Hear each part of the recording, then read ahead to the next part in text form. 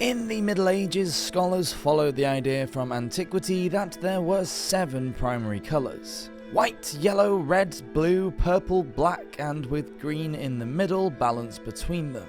White was associated with purity, virginity, and even wisdom, but its true opposite colour was not black but red, symbolic of love, the blood of Jesus Christ, and the fires of hell alike.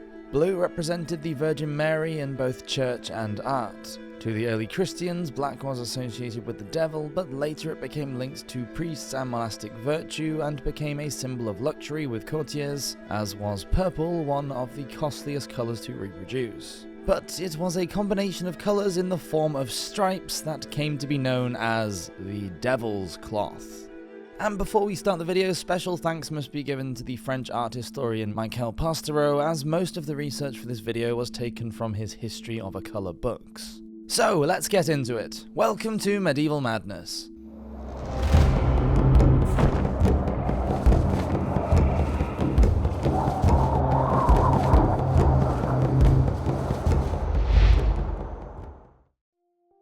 Ebony, Ivory.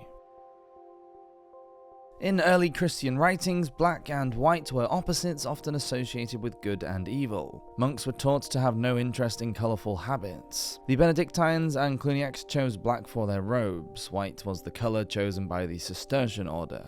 There was much theological debate over monastic colours. The abbot of Cluny, Peter the Venerable, said black was the colour of modesty and renunciation, whilst white should be worn on special holy days because it represented the resurrection.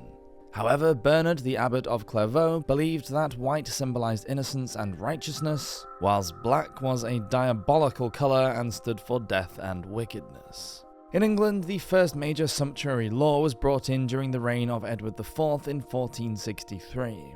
The decree was an attempt to reinforce social hierarchies and prevent commoners from imitating the aristocracy by purchasing luxury items and wearing certain colours. This helped usher in the use of high-quality black dyes used to colour expensive fabrics and worn by the wealthy merchant classes in the 14th century, as the use of reds and blues were restricted. Elegant black quickly caught on.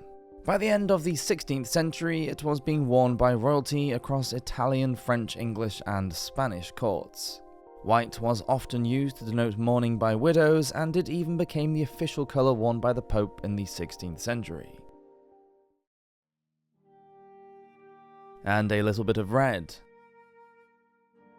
Along with black and white, red formed a trio of colours that played an important role in the Middle Ages. As all roads led to the church, red was thought to represent the colour of the blood of Christ and the Christian martyrs. The emblem of the Christian soldiers during the First Crusade was a red cross on a white background to represent St. George, the military saint often depicted as a crusader. When the Western Roman Empire fell, red was adopted as the colour of authority and majesty by both Byzantine and European royalty. Scarlet and crimson dyes, although not as costly as purple, were nevertheless expensive. Charlemagne, who began his rule as Holy Roman Emperor from 800, used red as a visible symbol of his power when he wore scarlet leather shoes for his coronation in Rome. Later monarchs weren't as subtle. Having better access to rich red dyes meant that the English King Richard II could wear a complete outfit of crimson when he was crowned, including gown, hose, and shoes. Not So Mellow Yellow. In Antiquity, the tones of a warm yellow were symbolic of sunshine and cordiality. After all, yellow was the colour of sweet honey, and gold was the most precious metal and a representation of light. Around the 13th century, possibly earlier, heraldry began as a way to distinguish one noble family from another. Knights would use their armorial insignia, comprised of symbols and colours on their shields, helmets, and clothing, as a form of identification, to show they belonged to a particular family or group. The colours and symbols used often held deep meanings for the wearer. The colour yellow or gold, referred to as ore, represented glory, wisdom, loyalty, and goodwill. However, in medieval Europe in the 12th century, images of Judas, the betrayer of Jesus, began appearing dressed in yellow, and the colour became associated with treachery and lawlessness. It became the go-to colour when marking outsiders of a faith. In some Muslim caliphates, Jews were forced to wear yellow badges. In the 12th century, in the North African Berber Muslim Empire, Jews had to wear yellow cloaks and turbans. In the largely Catholic medieval Europe, Jews were also marked with the colour yellow. In 1274, King Edward I of England continued Henry III's Statute of Jewry and included the condition that, quote, "Each Jew after he is 7 years old shall wear a distinguishing mark on his outer garment, that is to say in the form of 2 tables joined of yellow felt of the length of 6 inches and of the breadth of 3 inches. In 1415, when the Czech philosopher and reformer Jan Hus was convicted of heresy, he was dressed in yellow robes for his execution. By the 16th century, anyone accused of heresy and brought before the Spanish Inquisition was made to wear a yellow cape. True blue. During the early Middle Ages, blue played a minor role in European culture. Then suddenly, in the 12th century, the neglected colour became prominent in medieval art and life. In about 1137, Abbot Suger decided to rebuild the great church of Saint-Denis Basile in Paris using coloured fabric, metalwork, enamel and glass because he, quote, believed that colour was a form of light and thus divine in nature. Suger used unusually large stained glass windows to flood the building with a mystical light so that the whole church would shine. The windows were coloured with red and cobalt blue glass, which cast a bluish-violet light throughout. The style of architecture was a revelation and is thought to be the first truly Gothic building. The blue colour of the glass became famous and known as the Bleu de Saint-Denis. Blue was not only present throughout the church as a colour of celestial and divine light, but wedded to gold, it evoked the splendour of creation. The idea soon caught on, and the Gothic cathedrals with elaborate stained glass windows were built all over Europe. In early Christian art, depictions of the Virgin Mary were almost always dressed in sombre clothing to convey her suffering and grief. With the success of the cult of the Virgin in the 12th century, the dark palette used for Mary's clothing had been reduced to just dark blue. In paintings to draw attention to the Virgin, the blue became brighter and was associated with goodness, modesty, and piety.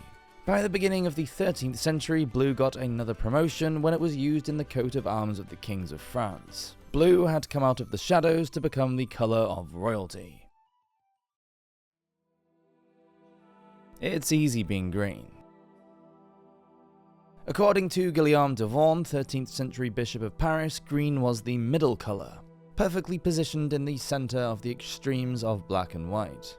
Whereas, whilst dilated, the retina excessively contracted black, green demanded no effort. Green was temperate and balanced. Medieval scribes kept green objects nearby so that they could stare at them from time to time to prevent eye strain. Green was often associated with luck, and still is today. At least it would seem to have been regarded as a lucky colour for the Northmen. When Eric the Red and his Vikings landed on Greenland, they named it so not because it was lush with vegetation, but because to them, green represented happiness, hope, and prosperity. In mainland Europe, like blue, green was a non-colour until the beginning of the 12th century. Although it didn't have the same impact as the Blue Revolution, green was especially admired in the Germanic lands, where the recent elevation of blue hadn't caught on. In the medieval Muslim world, green started out as a dynastic colour for the descendants of the Prophet, but Pastoro believes that from the 12th century, it came to represent the religious colour of Islam. Regarded as a positive and revered colour, quote, its symbolism is associated with paradise, happiness, riches, water, the sky, and hope. Green became the sacred colour. During the Crusades, green united the different colours of the ruling Islamic dynasties together against the red and white of the Christians. Purple swag. The ancient Phoenicians discovered how to make purple dye around 3,000 years ago. It was a long and expensive process involving extracting the juice of a sea snail. The rich, deep colour became known as Tyrian purple as it was produced in the Lebanese city of Tyre. Purple was a colour that only the privileged few could afford to wear, and it became a symbol of wealth and power. During the Middle Ages, purple was used as an imperial colour in the Byzantine Empire. Any family member who was born during the reign of their parent was said to be born into the purple. This separated them from any emperor who would seize the throne through political or military force. Byzantine bishops wore white robes with stripes of purple, and government officials wore squares of purple cloth on their clothing to denote their status. Along with his scarlet shoes, Emperor Charlemagne was crowned wearing a mantle of Tyrian purple, and in 814 he was buried in a purple shroud. In the West, although purple was worn less by European royalty, it was used in the universities. Professors had similar robes to that of the clergy and often wore purple caps and mantles, or black robes trimmed with purple. I got stripes. The medievals had a huge problem with striped cloth and found it somewhat disturbing. According to Pastoro, that could have been because the Bible warns the faithful not to wear clothing woven from two kinds of material. Or he says the problem could have been due to the fact that visually, for the medievals at least, patterns were okay because they had foreground shapes of a lighter colour on dominant backgrounds that were darker. But stripes, along with checks and spots, another medieval no-no, were just a confusing mess of colours.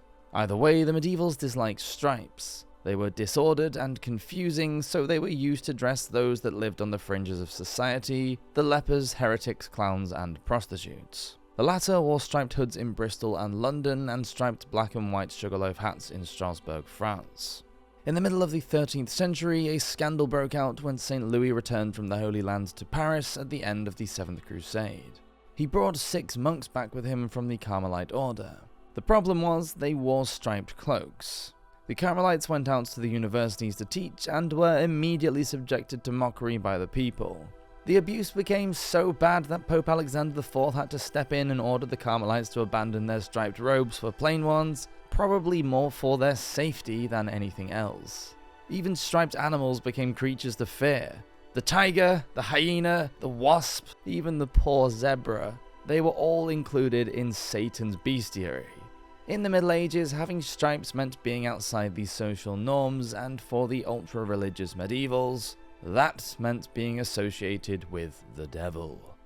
Thank you so much for watching this episode of Medieval Madness. If you do enjoy these videos, a like or a subscribe will really help us out. And as always, I'll see you next week for another one. Until then, hope everyone has an awesome week. Cheers!